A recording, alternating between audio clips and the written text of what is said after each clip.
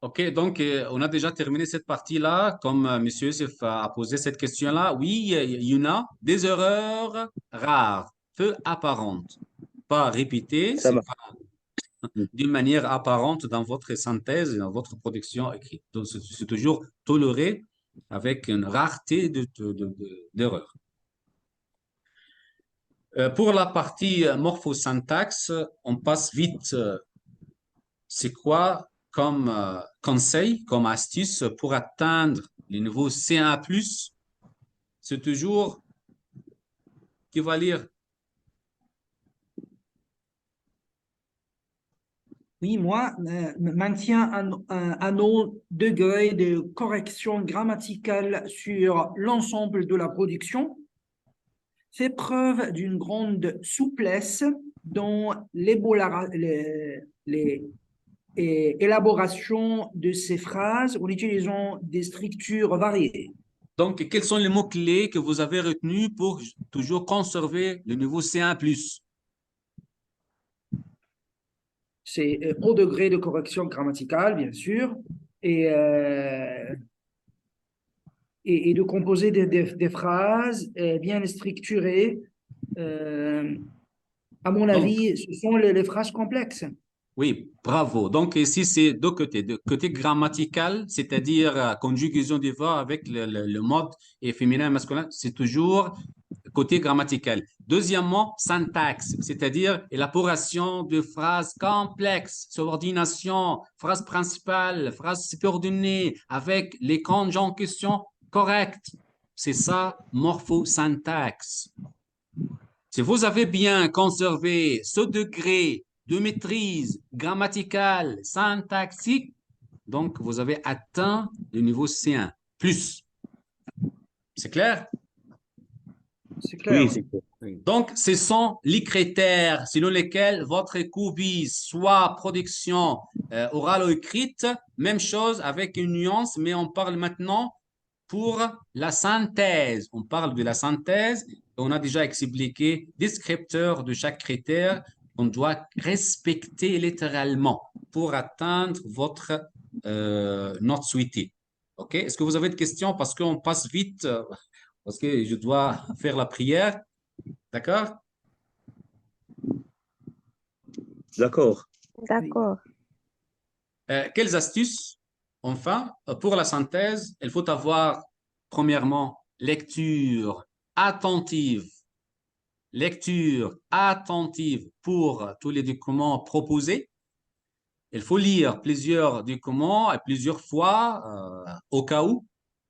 Éviter les faux sens, parce que c'est très important ici. Peut-être vous n'avez pas compris l'implicite et le sous-entendu, et ça vous mène faux sens. Hors sujet. Évitez ça, s'il vous plaît. Soyez attentifs. Il faut comprendre le sens global, le thème en commun, et aussi porter l'attention sur le contexte, le sous-entendu, le message voulu dans chaque document. C'est premièrement la phase de lecture. Deuxième phase, ce repérage, c'est-à-dire il faut dégager dans chaque document thème en commun, bien sûr, avec les mots-clés et aussi les idées essentielles pour chaque document et les idées secondaires. Ici, il faut avoir repérage, c'est-à-dire dégager d'une manière méthodique thème en commun, mots-clés, les idées trouvées. Presque trois idées principales. Peut-être deux idées, parce que parfois vous avez trouvé deux ou trois idées, avec pour chaque idée des idées secondaires. OK? C'est donc votre organisation de travail. Lecture efficace, attentive, et puis dégagement de thèmes communs et les idées principales et les idées secondaires. Ensuite, c'est l'annonce de votre plan de travail pour avant de rédiger votre synthèse. Qu'est-ce que vous allez faire comme plan? Soyez attentif pour votre plan. Il faut hiérarchiser les idées essentielles et secondaires. C'est-à-dire, une fois vous avez dégagé et vous avez terminé la lecture, hiérarchiser, mais en ordre les idées en commun principales pour le droit des communs. Dégager seulement 3 idées principales pour tous les documents. Au maximum, 3 idées principales. Et pour chacune, peut-être 1 ou 2 idées secondaires. Ensuite, une petite explication pour chaque idée, pour imaginer qu'est-ce que vous allez faire comme reformulation pour chaque idée avec les mots-clés que vous avez dégagés de chaque document. Conservez toujours quelques mots clés dégagés.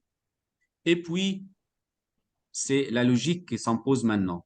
Première idée essentielle, c'est-à-dire premier paragraphe dans votre corpus, c'est-à-dire votre développement après avoir écrit l'introduction. Ainsi de suite, 2 idées avec deuxième idée, etc.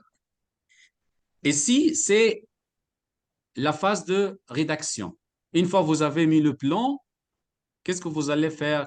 Il y a des règles à respecter. Premièrement, n'utilisez jamais la première personne. On a déjà dit ça. On a déjà dit, c'est parce qu'il faut avoir objectivité. Deuxième règle à respecter, ne pas recopier des phrases entières, mais plutôt des mots-clés. Reformuler les phrases, mais conserver quelques mots-clés. Respecter la longueur, on a déjà dit dans le critère 200 à 240 mots, et respecter le blanc, c'est-à-dire il faut avoir introduction et corpus et conclusion. Suite. Organisez votre plan en fonction de votre pensée, c'est-à-dire vous avez libre d'organiser votre travail. Ce n'est pas quelque chose à imposer. Faciliter la lecture, c'est-à-dire une fois vous allez présenter ce document à votre, par exemple, lecteur, il faut avoir la facilité de travail. C'est fluide, il y a aussi enchaînement, il y a aussi cohésion entre les idées. Récap, il faut avoir introduction qui contient présentation des thèmes généraux et analyse de thèmes en commun, annonce problématique, comme on a déjà dit, 1 question, 2 questions, comme vous voulez, ça dépend de votre pensée. Et l'annonce des problématiques, notre blanc de travail dans notre rédaction, presque 3 lignes maximum. Développement le corpus de votre synthèse, 2-3 parties. 2-3 parties, ça dépend de combien d'idées vous avez dégagées. 2 idées, 3 idées, etc.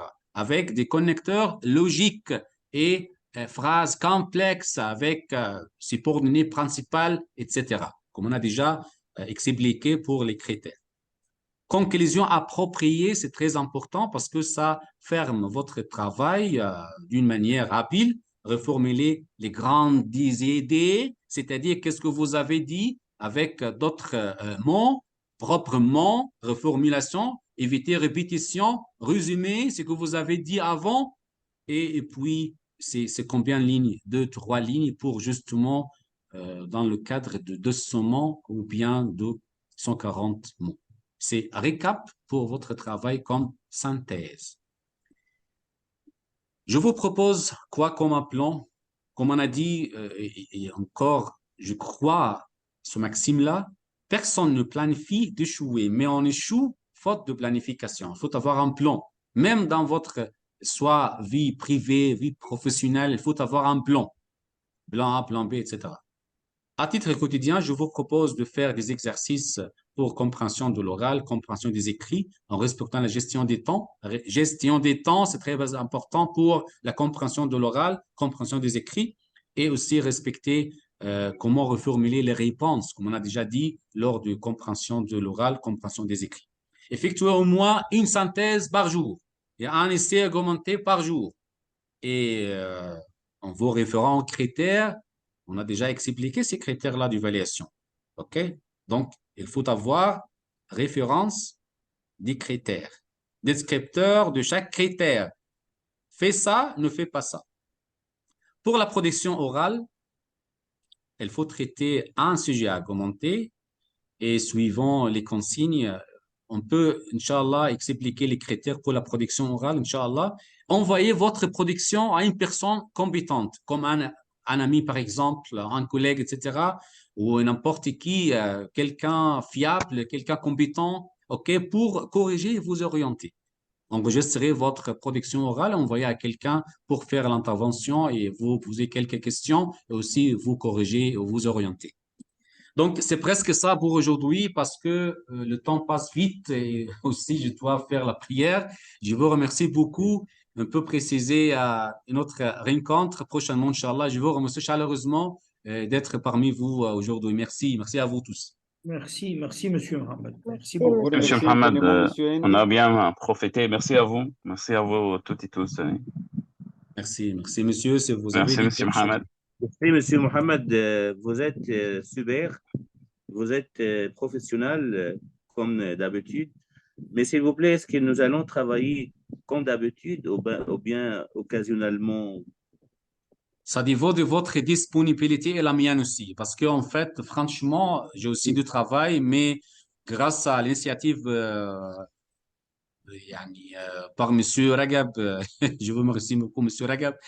Grâce à Merci à cette vous. initiative, on est déjà toujours ensemble, mais j'espère et je souhaite, mais d'une manière sporadique. C'est pas régulière. En fait, parce que je travaille aussi plusieurs casquettes, comme vous le savez, mais je suis disponible à n'importe quel temps, n'importe quelle heure. Inch'Allah, on peut faire un groupe ensemble pour échanger quelque chose. Si vous voulez, Monsieur Ragab, vous pouvez créer Ok. un groupe. Bien sûr. On peut échanger, je peux répondre selon ma disponibilité, vous poser quelques questions pour profiter ensemble parce que on était collègues. Il s'agit de faire échange, discussion ensemble parce que vous avez des expertises variées. Pourquoi pas, on peut en profiter. Merci, Oui, Très monsieur. oui. gentil de votre part, monsieur Farou. Alors, on peut, à la fin de chaque réunion, on précise la date de la prochaine. Oui, vous avez raison. OK. Pour la prochaine fois, ça sera quand? Pour moi, ça peut être vendredi matin, même heure, parce que c'est D'accord. jusqu'à oui, je peux me libérer un peu pour cette heure-là. Que pensez-vous, Vous chers pouvez faire collègues? un groupe sur WhatsApp, Monsieur Ragab, au cas où il y a des cas de champ, par exemple, on peut OK. changer. Mais premièrement, oui. On va faire ça très tôt, Inch'Allah. Inch'Allah, Inch'Allah. D'accord. Inch'Allah. Monsieur Alors,